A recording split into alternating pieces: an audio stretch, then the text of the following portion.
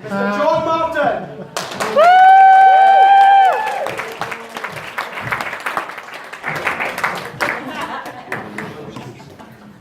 Okay, so say hi, Stan. Get a plum seat. So good afternoon, ladies and gentlemen. For those of you who don't already know me, my name is John. What are you drinking? And for those of you who do know me, I'm truly sorry. Now, I've read somewhere that the best man's speech shouldn't take longer than it takes the groom to consummate the marriage. So, ladies and gentlemen, I give you Mr.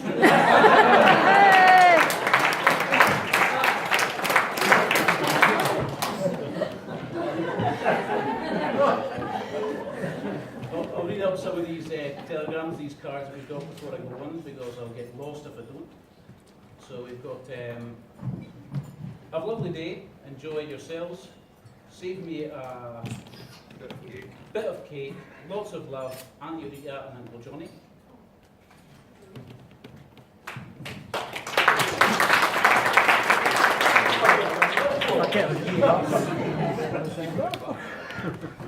That's not the first time.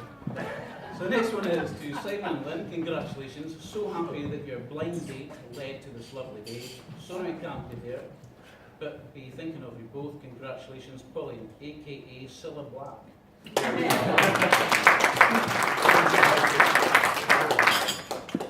Next one is wishing a wonderful couple ever happiness. Best wishes. Sorry we can't be with you. Lisa? Tessa? Oh, Lisa, Ronnie and the boys. Lisa, Ronnie and the boys.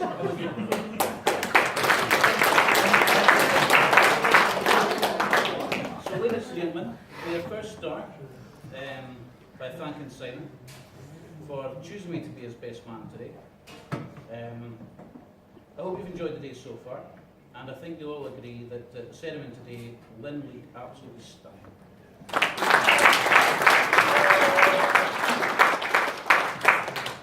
Now, it isn't going to be a long speech, because I don't know how to go without swearing, and I've been threatened by the mother-in-law on many, many occasions. But oh, I have. She was going to stop me with my own ski and do at one point. Now, you know it's been said before, but being a best man is like being asked to make love to Camilla Parker Bowles. It's a great honour, but no one really wants to do it.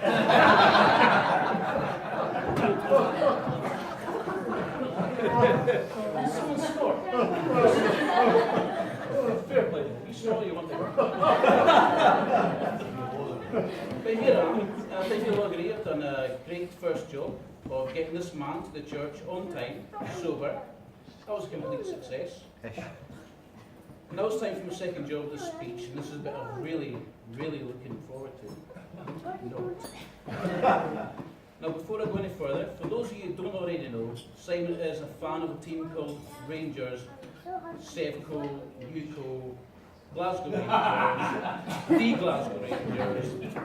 I don't really know, it's a bit bewildering, confusing for people that don't really understand. This team are only 4 years old, and they've never I'm sorry to tackle this a bit. I'm sorry to take it, but it's never been in the top table before.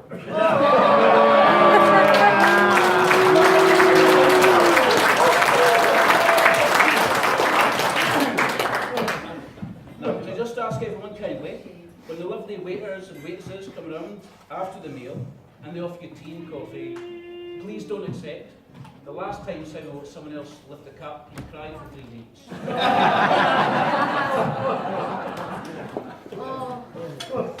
So what can I say about the groom? I've known him for a couple of years now. He's handsome, intelligent, witty. Sorry, this is the wrong way. So Simon was born on the 14th of September 1967. Now I don't know whether it's a coincidence or not, but 2 weeks after he was born, family planning was made free again.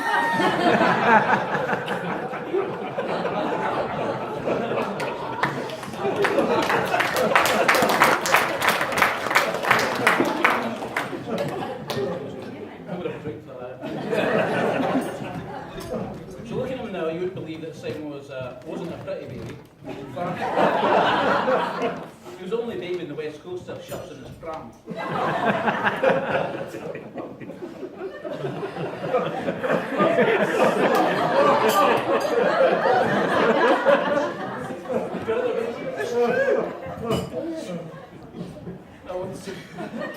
When Simon asked me to best man, initially I was thrilled, but it didn't take long for this to fade, and I remember the last time I had to stand up in front of a room full of people, I was found guilty and fined £200. So I hope you're a little bit more lenient and forgiving than the last lot. Now, as I mentioned, it is a great honour to be the best man. But with the role comes a job of writing a speech, and to be honest, I wanted to make this process as easy as possible. So I was going to bin for ideas. The obvious place seemed the internet, but with a multitude of resources at my fingertips, I began to search the web. And after a couple of hours, I found some really good stuff. Dave Bitkin, you'd love this stuff. Seriously, it was absolutely outstanding. That I find loads of ready-prepared speeches on the internet, but sadly none of them were about a couple called Simon and Lynn, so it was down to me after all.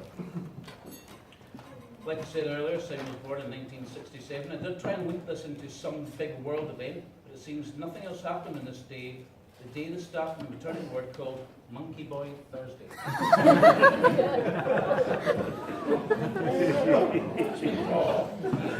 He's no bad, when I was doing research for the speech, I spoke to his friends and his family, expected the usual stories about wee boys and their carry-on and paper and all that. But to my shock, there was none.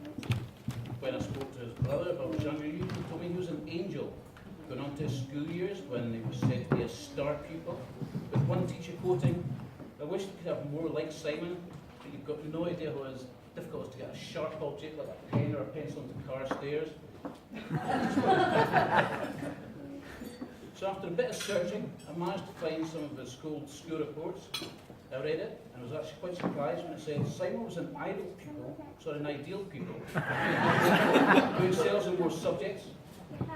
Sorry, it said Simon was an ideal pupil who was expelled from most subjects.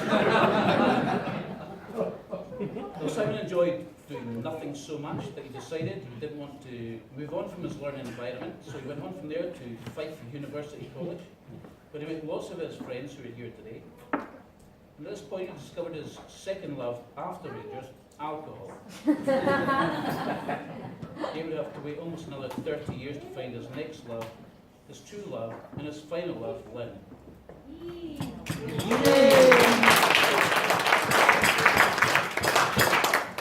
Now, lucky for Simon, he met Lynn as she seemed to have done something wrong to a mutual friend of theirs, who then decided as a revenge he would set him up on a blind date.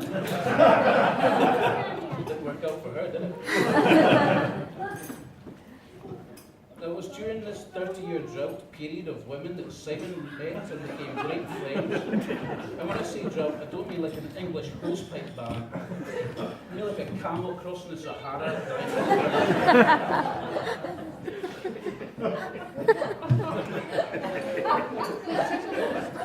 It was a while then, let's be honest. So we turned our attentions to things we both knew and understood best, football and drinking. And we did a lot of both. In fact, we were that good at drinking, our local pub actually had to close down after we both left Kirkcaldy to be 20 folk unemployed. For that we're both sorry, but at least always made one piece, at least almost one of us always made it home, apart from Tasker. He wasn't a stranger to sleep in the local sanctuary.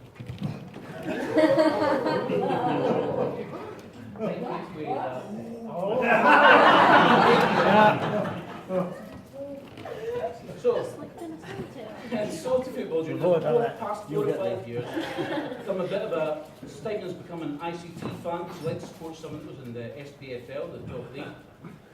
He came to quite a few games for myself, and at least the way to go and see a Premiership football team. And of course, we joined the Tartan Army. We could go along and watch Scotland matches. Now, for those of you that don't know, it was during one of these games, Scotland against Germany. We nearly lost Simon altogether. We were very lucky that he's still here for his wedding day. as he was hit by a bus. He was hit by I can still see it as clear as day in my mind. Oh, I can't. And that's also what Simon asked me to tell a solicitor. So as he was hit by the bus, I can still remember him screaming on the way down before he hit the curb, "Where there's blame, there's a claim."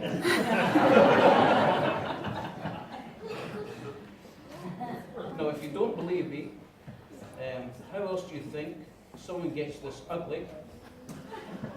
Have you ever seen him hit in the face by a bus mirror before? And fair play to Lynn, she stood by him. With such a ring, and scars.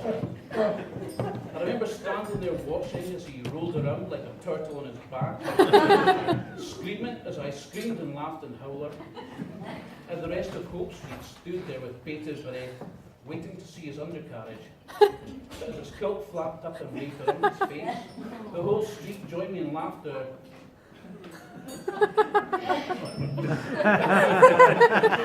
As it revealed, he was not after two Scotsmen, and he was wearing these. I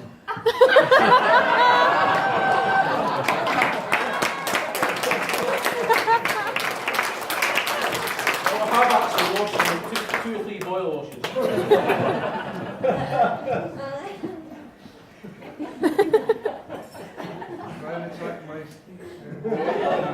I'd also like to take this opportunity to wish you both all the best on your honeymoon. As many folk don't usually go to Wales, well, at least I assume that's where they're going. When I Simon was going for his honeymoon, he said he was going to Bangor for a fortnight.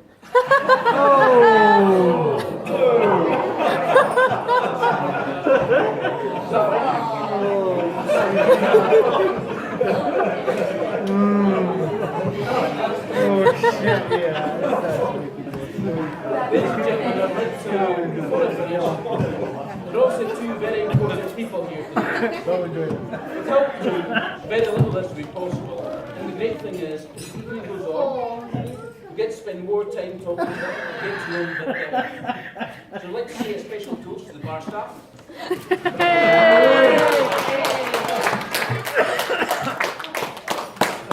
I'd also like to ask if anyone else has been given a good time key by Lynn in the past. Now that she's married, I think this would be the right time now that we officially give them up as she's now married. So, let me just see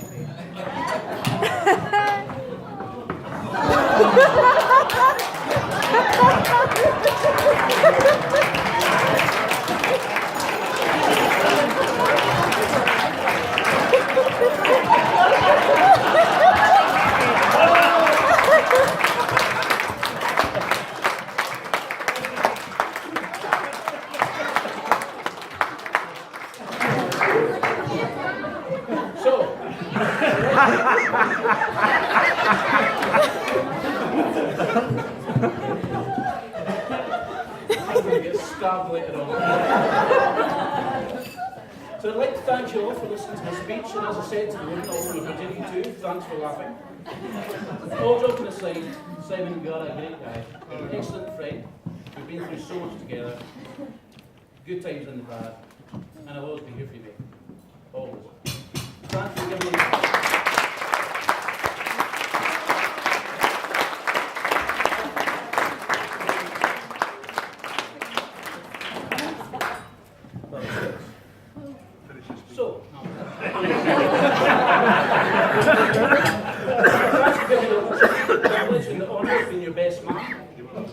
Lynn, you're making a beautiful wife, and I'm confident you will make each other very happy.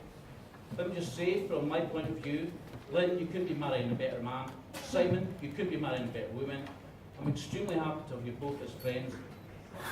May your love be more than enough to survive the times, yet old-fashioned enough to last forever. And finally, on behalf of the bride and groom, I'd like to thank you all for sharing your day. And although it's been said before, I invite you all once again to stand and raise your glasses. Simon,